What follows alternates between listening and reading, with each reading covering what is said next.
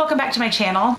Today's video is about a very controversial subject, the blendability of the infamous Anastasia Beverly Hills Subculture Palette.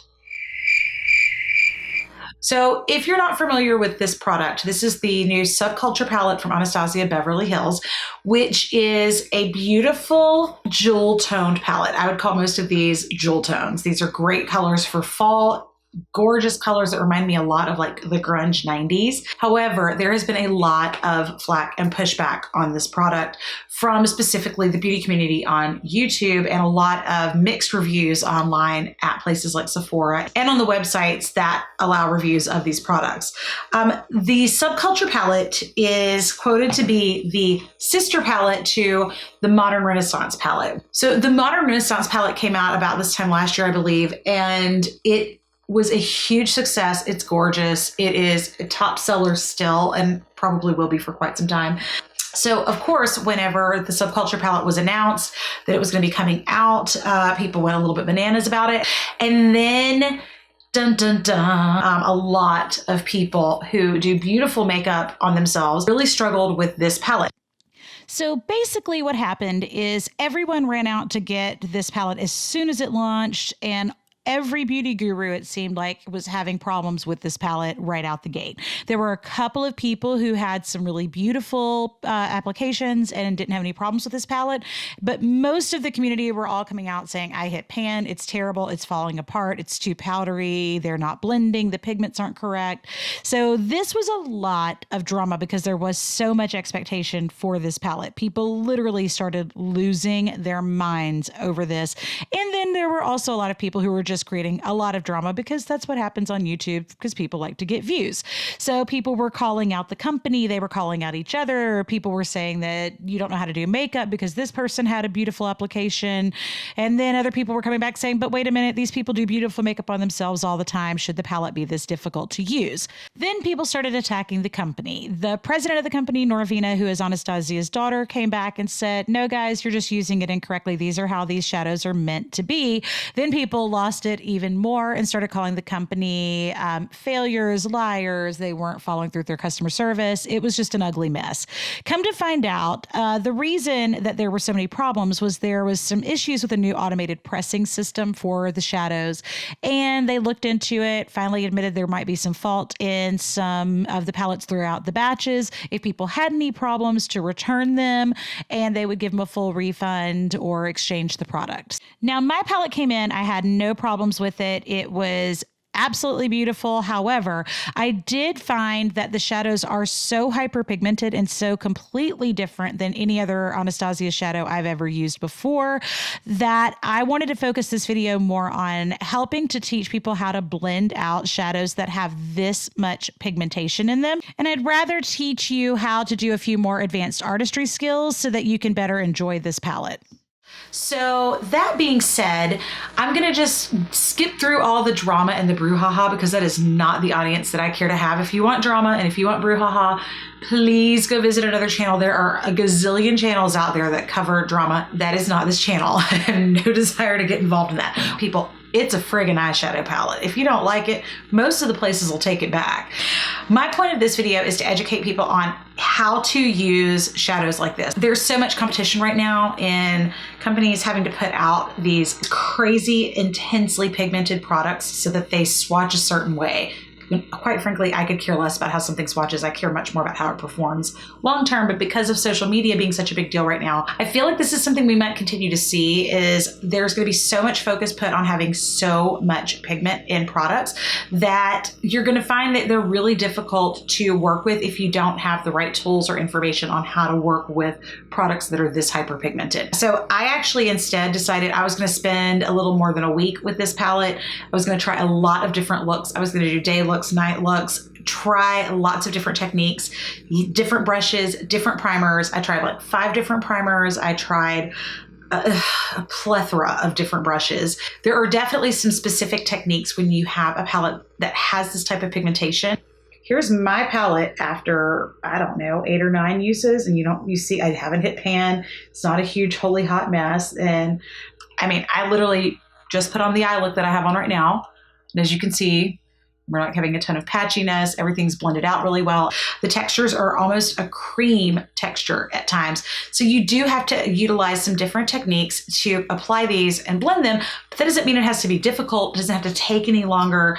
It's just all about knowing what brushes and tools and techniques are going to give you that application that you're looking for. So the first thing I'm going to talk to you about is I've seen a lot of people talking about, because it's so pigmented, applying their primer and then setting their primer with a ton of powder to keep these shadows from grabbing. That is something I would normally recommend in these circumstances. However, the more I've worked with this palette, the more I've realized that is actually a huge problem in the application. I would recommend sticking with a primer that is a little bit more of a tacky or drier texture. For instance, the Smashbox Photo Finish Primer for the eye, the Too Faced Eyeshadow Insurance, the MAC Paint Pot. I use Painterly. There's also Soft Ochre that's super popular. Those primers work much better than the oilier based primers. So like the NYX primer and several other primers that are real creamy and almost have an oily texture to them that would need to be set with powder. Those are the primers I would stay away from with this palette. I have tried all of those primers with this palette, and I still found that the ones that have more of that tacky texture, that dry, a little bit more of almost a matte finish, those are going to be the primers that work the best with this palette. They grab the pigment, they hold on to it, they blend it out, but they don't leave it looking patchy. Second thing to address is how much product you're picking up and what you're picking it up with. Let's start by talking about the brushes you choose when you're picking these products up. So as you can see, these two brushes look really, really similar, right? Right. And they actually are very, very similar. The difference is the bristles on this Morphe Pro Firm brush are much longer and are actually a lot more loose. This is a great blending brush. I love this brush. I use it all the time. But you can see these are much looser, longer hairs. This brush is my MAC 232, which I use in just about every video. And as you can see, much more densely packed, and these are meant to be more for really buffing and blending. For your mid-tone shades that are more transition shades or just accent shades, I would recommend using something that's a little bit more dense like this to touch your color in, and you're gonna get a lot of product on the brush. What you don't want to do is leave that much product on the brush. This is the biggest trick for this entire palette for every single thing I'm going to show you. And I actually have this in my tutorial that will follow this video that's going to go over exactly how I used it. This is for any shadows that are pigmented like this too. It's not just for this palette. If you struggle with blending shadows, this technique is life-changing. What you're gonna do is not just tap your brush, not blow your brush. You're going to use your skin and you're going to warm that product into the brush head so it gets more evenly distributed and you don't have loose product sitting on top of the bristles.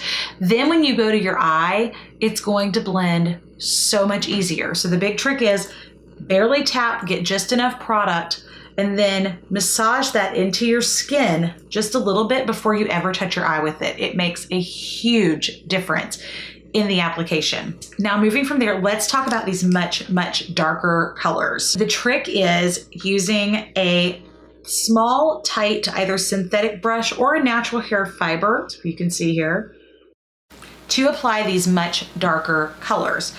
The second part of that is you're going to pick up a color like All Star here, pick it up on your brush and get just what you need, and you're gonna do the same thing and massage that color into the brush head so that it goes on evenly when you put it to the eye. The technique of dipping into the product and then doing kind of this windshield wiper blending motion, which might work a lot of the time for a lot of people with a lot of different shadow palettes, is never going to work when you're working with a product that is this pigmented. What you're going to want to do is pat the color on.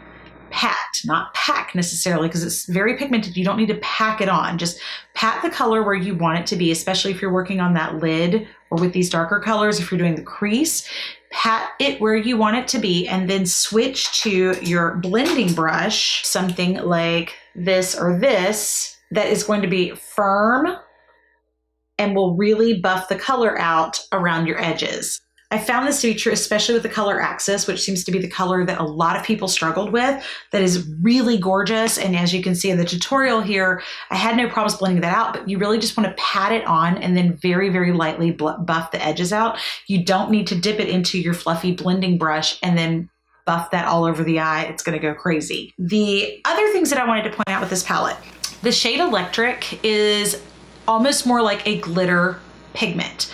As you can see here in the segment of the tutorial that I did, I actually applied a glitter glue and then pressed it on with my finger to give it a super foiled opaque finish.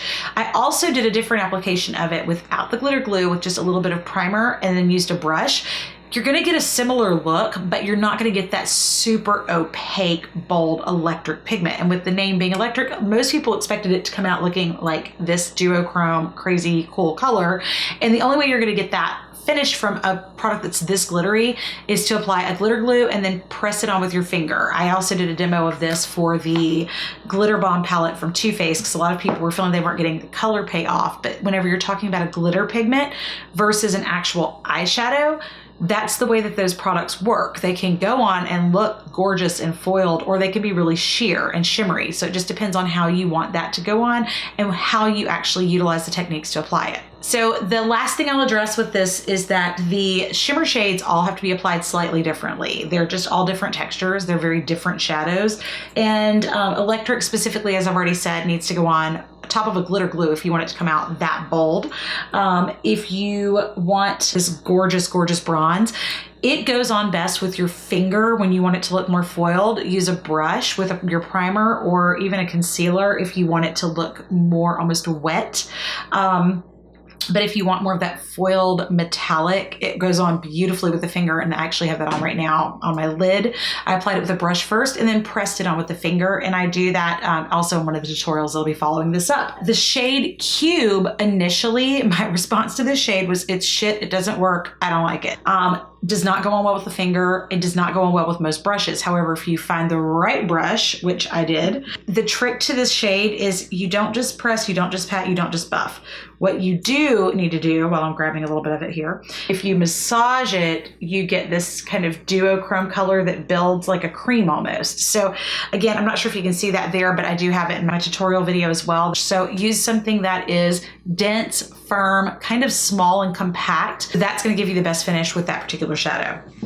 All right, guys, I hope you enjoyed this video. I really hope this helps you all out there who really want to use these colors and utilize this product, because I do think it is beautiful, but I do think it's got to be for the right person. Please be sure to leave me a comment down below. If you do some looks with this palette, be sure to tag me in them. I would love to see your finished products on Instagram. If you have a fail and none of this worked for you, tell me. I'd love to hear about that too. I'm not promising that this will work for everyone, but I do know that for the most part, if you follow these techniques and utilize some of this, you'll have much more success than you might have had previously. Be sure to click the subscribe button, and I'll be uploading very soon a tutorial covering 3 looks from this palette. Hope you guys have a good one, and I hope to see you back soon.